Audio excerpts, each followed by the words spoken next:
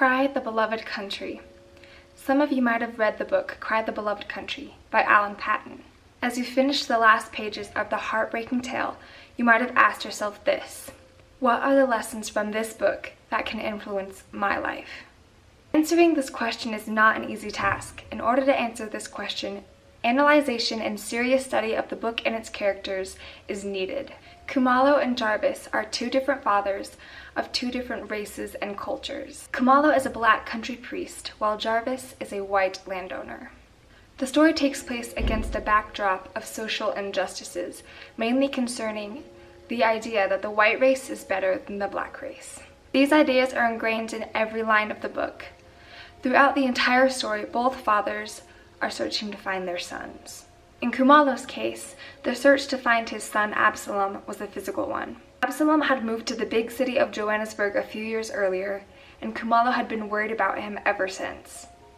So, he set off on a journey to Johannesburg with the intent on finding his son and bringing him home. After traveling to Johannesburg, Khumalo realizes that his son had changed, and not for the better.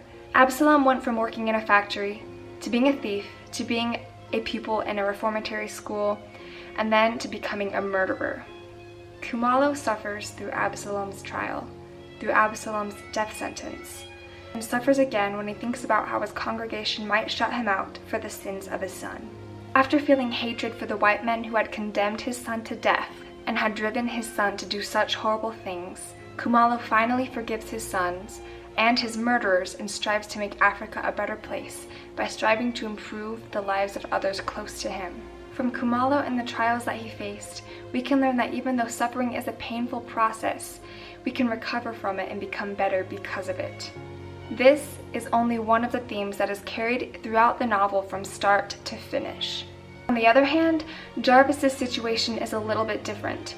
Jarvis does not actually have to search for his son, but soon realizes after the death of his son that he knows virtually nothing about him. Arthur, Jarvis's son, was a strong advocate for the Black South African rights. This was a topic that Jarvis and his son had often disagreed on, but after searching through his things and reading the articles that his son had written, Jarvis begins to understand better why his son had the views that he had and why he wanted to advocate them. Even though forgiving his son physically was not possible, Jarvis forgave him in his heart and began to act in a more loving way towards the race that his son had so strongly tried to protect. He then developed a sense of respect for the black race.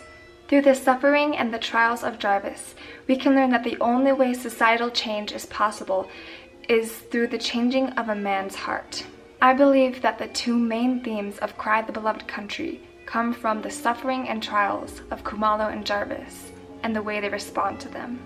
Through Jarvis, we learn that the only way societal change is possible is through the changing of men's hearts, and that words do not define a man, but actions do. And through Khumalo, we learn that even though we are suffering through much pain, we can overcome it, and this pain will eventually make us better people and lead us to do better things.